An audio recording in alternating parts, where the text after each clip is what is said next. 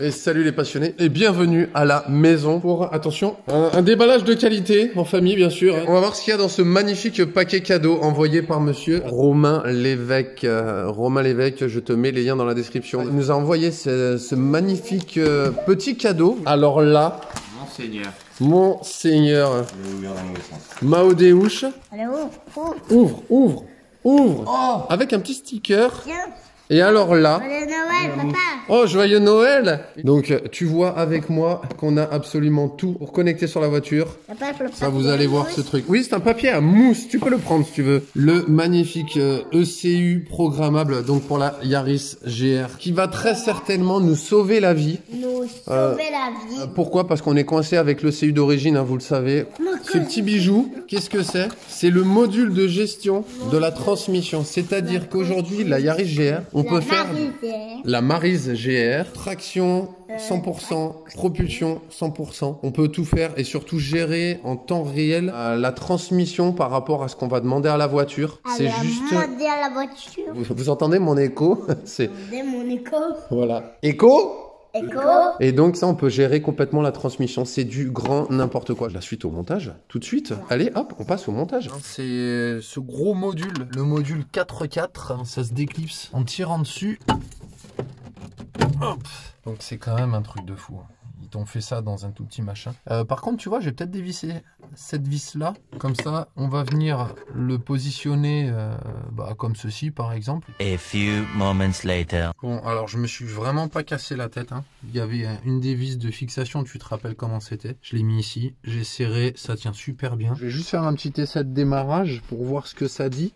Et puis là, tiens, il y a plein de fils sur le Zeitronics, hein, le CA2 là, d'Ethanol 85. Ils font un kit chez Syvex apparemment où c'est plug and play, c'est-à-dire tu branches ça, t'as de quoi l'envoyer directement au calculo apparemment. Bon, le seul problème c'est que moi je l'ai ici et je pense que c'est fait pour aller dans la baie moteur à la base. Je vais mettre le contact seulement, je vais pas démarrer la voiture. Ça met pas de code erreur ni rien, donc c'est bon signe, mis à part une porte là. Putain, ils sont mortels avec ça. Donc écoute, tip top. Et puis après, ça change rien, hein. C'est toujours le même délire.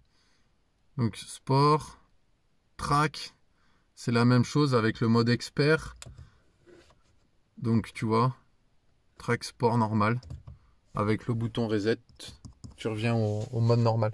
Donc c'est cool, je suis assez content. Bon, allez, on continue hein, cette fois-ci avec la pose du module Syvex qui est ici, donc le CU. Et on va aussi aller changer la sonde lambda qui est cachée derrière, donc barre anti-rapprochement, baie de pare-brise, tout ça on va démonter. Donc allez, c'est parti. Quelque chose de pas compliqué, hein. Là, cette pièce-là, tu la lèves de ce côté, hop, tu la fais glisser vers l'avant, comme ça, vers là-bas, et en lui faisant faire un petit mouvement, tu vois. S'il y a des petits clips. Force de la démonter, on s'en rappelle, hein, forcément. Hop, hop, comme je disais, on pousse un peu vers le bas et on tire vers l'avant. C'est trop bien. Ah oui, et j'en profite pour un petit truc. Je ne suis absolument pas sponsorisé par Milwaukee, hein, vraiment. Mais il y a 20 ans, j'ai acheté une visseuse. Voilà. La différence de celle d'il y a 20 ans et celle d'aujourd'hui. Donc on voit que celle d'aujourd'hui est un peu plus cheap, on va pas se mentir, hein, parce qu'à l'époque là tu sentais que tu avais du matos dans les mains. Mais il faut dire que ça là, ça fait 20 ans, ce truc vient de péter au bout de vraiment 20 ans. Hein. Ça là je l'ai acheté, 3 jours après, ça c'était cassé, d'accord? Un petit peu moins robuste, mais service après-vente, 72 heures après j'avais une nouvelle visseuse. Alors oui, c'est un petit peu plus bof. Par contre, un service après-vente, mais vraiment de tuerie. oh ta gueule. En utilisant des outils en téflon et en se lacérant les doigts, ça marche. Voilà. Je rappelle que tous les écrous de la GR sont quasiment à 80% du 12. Là, c'est du 14, ok? Pour démonter la GR. Tu vois, ils font pas que des trucs pas standards. Ils font tout pas standard. 14 pour démonter les essuie-glaces. Par contre, ce qu'il y a de bien, l'essuie-glace avec un point rose côté conducteur et l'essuie-glace point bleu côté passager. Je vais te montrer. Des fois que tu te perdes. Voilà, ici un petit point rose. Et là, t'as vu, t'as un petit point bleu. Si jamais tu entends comme des bruits de claquettes hein, quand je marche, c'est normal. C'est la base. Hein. C'est soit je mets des gants de neige claquettes, soit c'est des gants bleus claquettes. Puis après, tonton, qu'est-ce qu'il fait? Il enlève, bien sûr. délicatement. Vous avez vu, ça s'enlève bien. Hein. Et il remet la vis dessus. Parce que je suis le premier à ne plus savoir où vont les vis. Alors je les remets à chaque fois. Et tu vois, c'est l'avantage. Regarde, ça reste pas grippé, ça s'enlève tout seul. Les gens qui hésitent encore à acheter des voitures un peu de course, là, faire de la mécanique là-dessus, c'est une tuerie. Vous prenez n'importe quelle autre voiture, j'ai envie de vous dire. J'avais une 206 S16. Putain, c'était tout le temps rouillé, quoi. Oh, trop bien, ta vie, Adrien. Waouh. Mets-moi en commentaire si tu vois où est la taille de cette putain de clé. Si tu trouves que la qualité de la vidéo est pourrie, hein, parce que je filme avec mon smartphone, qui est bien plus simple qu'un méga hybride de compétition, je t'invite à m'envoyer le dernier iPhone pour que je fasse des vidéos de plus jolie qualité. Et en tout cas, n'hésite pas à laisser des commentaires, à t'abonner, mon amour. Si tu veux continuer à partager avec moi ma vie passionnante de coiffeur. C'est un tuto mécanique voiture de coiffeur, donc clé de 17 derrière, bien sûr. On dévisse dans le sens inverse des aiguilles d'une montre, bien sûr, pour les gens qui n'ont toujours pas compris qu'il y a des sens aux vis. Parce que ça arrive, j'ai des copains qui ne connaissent pas les sens. Tu veux visser, c'est comme un robinet, puis si t'as des mitigeurs, tu sais pas dévisser, revisser. Allez. Et là, j'ai pris mon accent portugais. Allez. Tu sais bien que Christelle, elle est portugaise.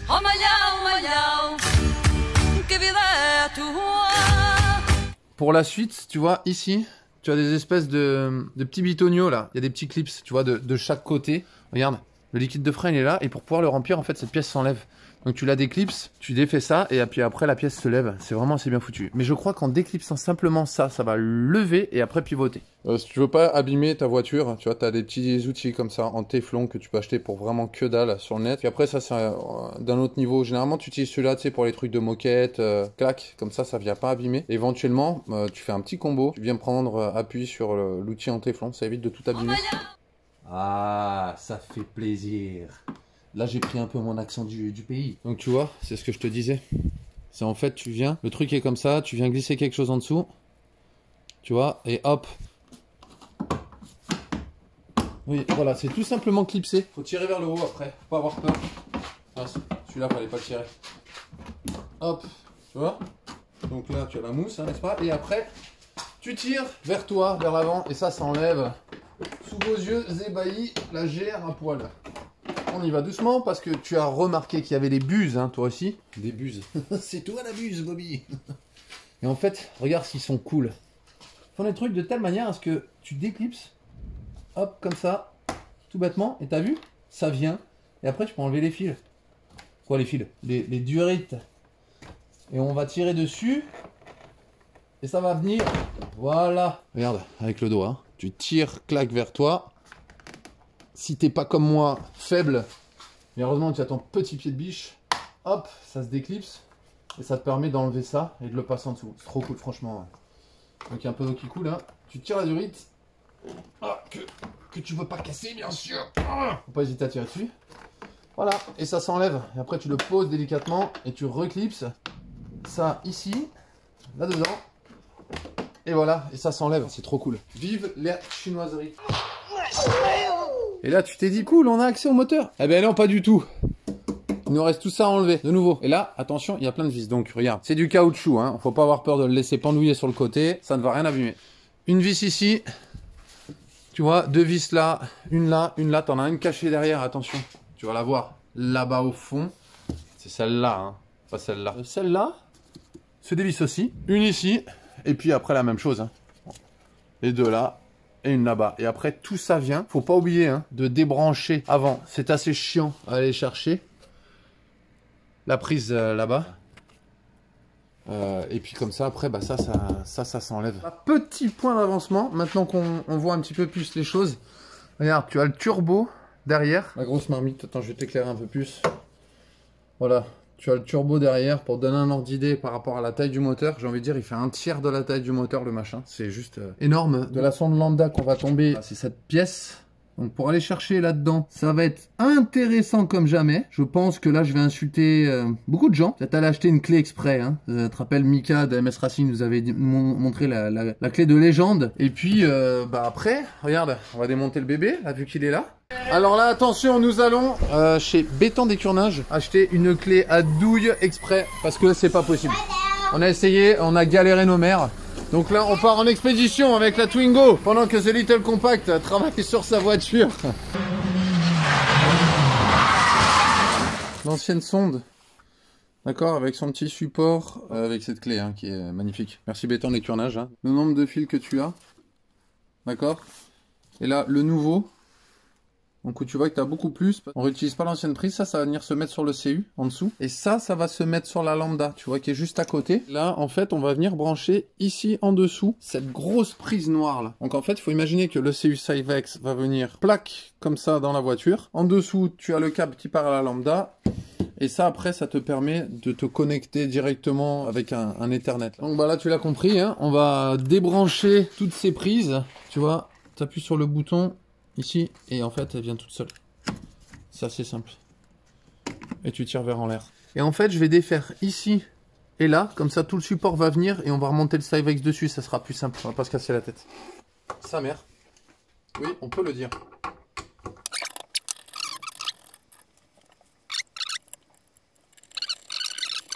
L'ancien calculateur, voici le nouveau. Donc cette petite pièce sur le manuel, ils mettent de pas la monter, donc on va pas la monter. Alors j'ai voulu récupérer une petite cloche, tu sais, qu'on voyait sur la lambda, et que là, n'y est pas. Donc là, il y a le fil là que tu vois qui va venir se loger du coup là-dessus. Tu vois comment? Puis bah je vais mettre en place le calculo, puis on va voir un peu ce que ça donne. Ah là, j'ai remis en place, j'ai pas complètement serré, n'est-ce pas? Il faut savoir que là, il y a une des pins, en fait c'est la 5e, le pin 23, il faut le couper. Donc en fait avec une petite clé, une pince pardon, l'enlever parce qu'en fait elle sert pas dans le Syvex et surtout qu'elle draine en fait la batterie. 1, 2, 3, 4. Ouais, c'est bien celui-là. 2, 3, 4.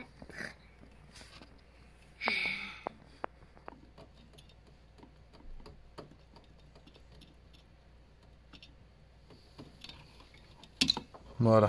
Ensuite là, on a ce petit câble qui remonte là, ici, donc avec une connectique Ethernet au bout. La nouvelle lambda, on la refait passer sur l'ancien support là en ferraille et elle est serrée à la main parce que c'est marqué de serrer à la main. Donc j'ai juste pris la douille, j'ai tourné un quart, basta, parce que c'est marqué comme ça. Maintenant, on doit brancher ce module à l'intérieur de la voiture. Donc on va défaire cette partie là, ici là, en dessous, pardon.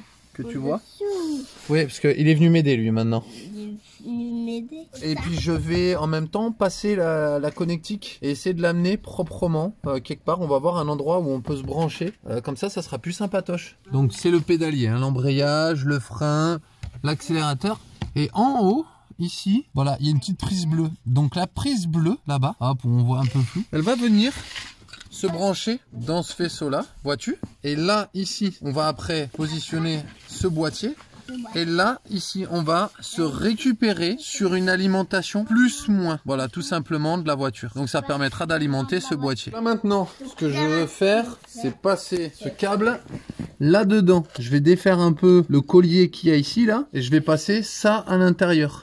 Et ça, ce que tu vois là, roulement de tambour, c'est ce que tu as en fait là qui arrive ici grâce à mon assistant Théo. On a passé l'espèce de prise Ethernet là et puis on a refermé propre, c'est à dire que maintenant j'ai tous les câbles qui passent. Ça c'est dommage, c'est pas très joli mais bon c'est pas dramatique, c'est la preuve qu'il faut pas aller nettoyer au Karcher à l'intérieur du moteur. Ma sonde lambda est branchée, on a bien remis tout ça. Maintenant on va passer à l'intérieur pour aller monter donc et raccorder tout ça. Donc tu vois, j'ai cette pièce maintenant qui arrive. Le boîtier maintenant, je vais essayer de lui trouver un petit emplacement cool. Bien que il y a déjà pas mal d'emplacements où on pourrait le poser. Ou aussi on peut le mettre propre là. Ça gênerait pas. Parce que tu vois, tu peux le mettre largement avec un collier. Voilà, là-dedans. Et puis voilà, ça viendra pas gêner l'accélérateur, rien. Ça c'est mon OBD que j'ai débranché juste par confort. Et puis bah là, on va aller récupérer la petite prise bleue là-haut.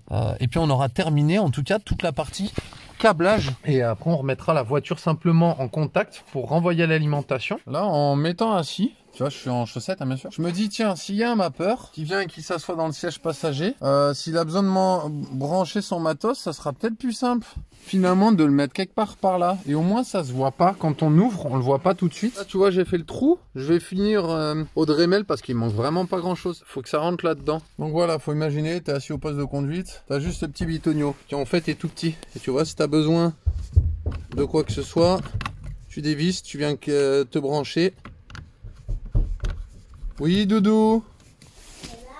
Regarde. On va continuer là parce qu'il reste ce petit boîtier à placer, ça à brancher et puis après je crois qu'on va être bon.